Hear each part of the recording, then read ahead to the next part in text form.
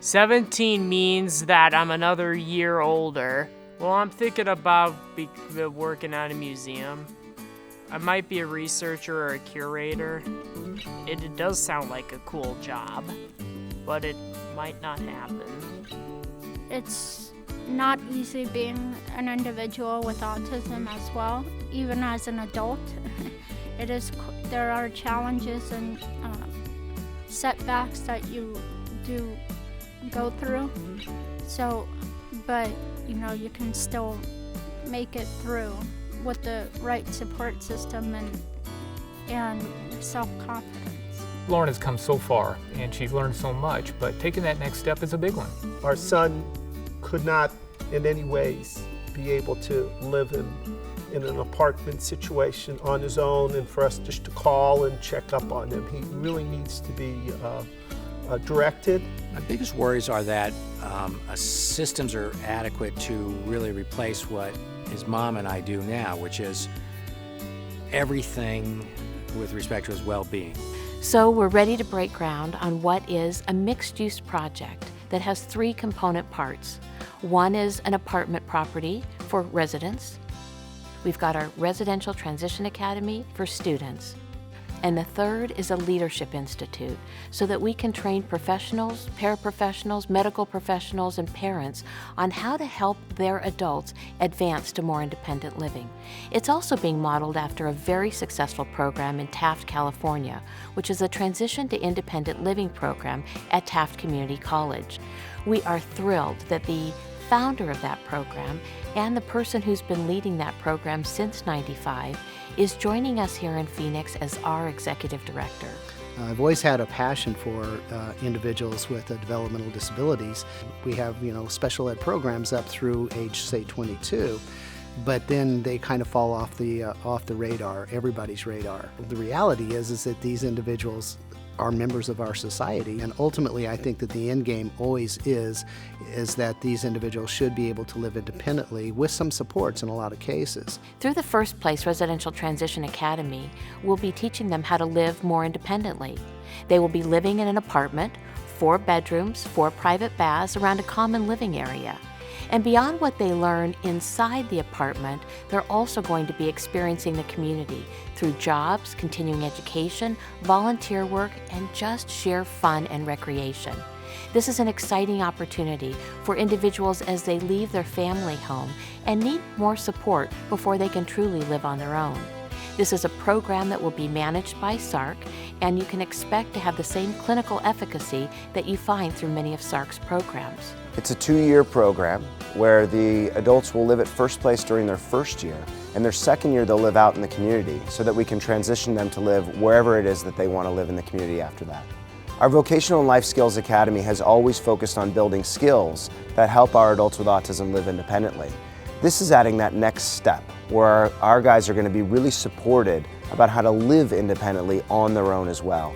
And in many ways, these 2 programs will complement each other. So just like the Vocational and Life Skills Academy has many classes and opportunities for adults who live in our community to come get support, it'll provide those same classes and opportunities for those living at FirstPlace as well. In looking at some of the statistics that we track with our students, we know that 95% of our graduates live independently. 89% of our graduates are employed. We know that when our students graduate from the program, that they become less of a burden on the state of California. And as a matter of fact, we know that they use less than 1/3 the amount of services that an individual who has not gone through this program. And that actually totals out to be over $300 million in savings to the state of California. Through FirstPlace, we are creating fellowship opportunities for students at ASU, Phoenix College, and also through Teach for America. And we hope that these students not only find advancement opportunities for their education, but truly the pleasures and the joy of living in a community that has a very special ethos, a very special DNA. There's not a lot of things, there's not a lot of awareness for young adults with autism in Mexico where we live, so even though my parents have tried and he's go to different schools, different places, he outgrew the system. I am involved and I want to be involved with FirstPlace because it's a unique project.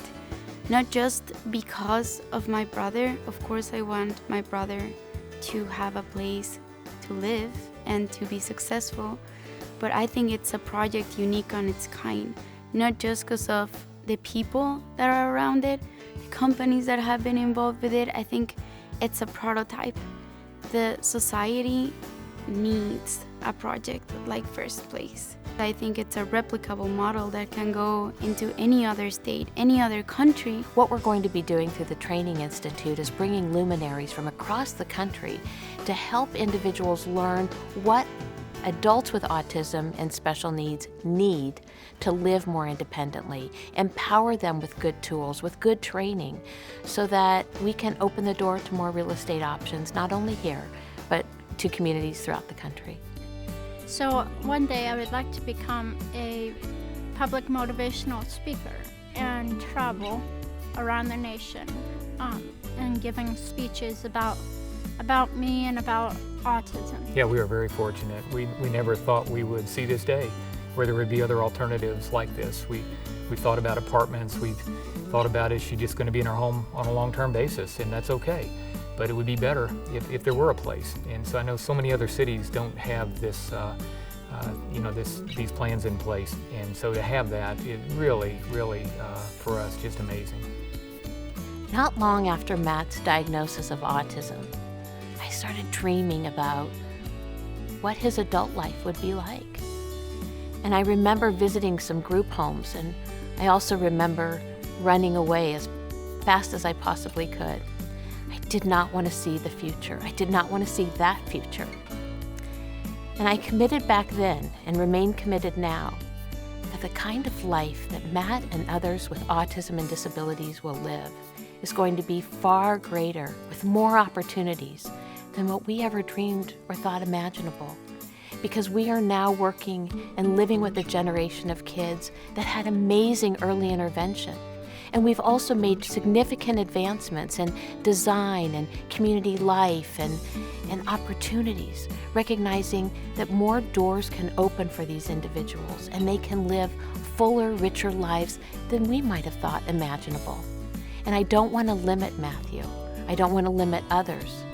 And so what we're creating through FirstPlace is that chance to help them be the very best they can be.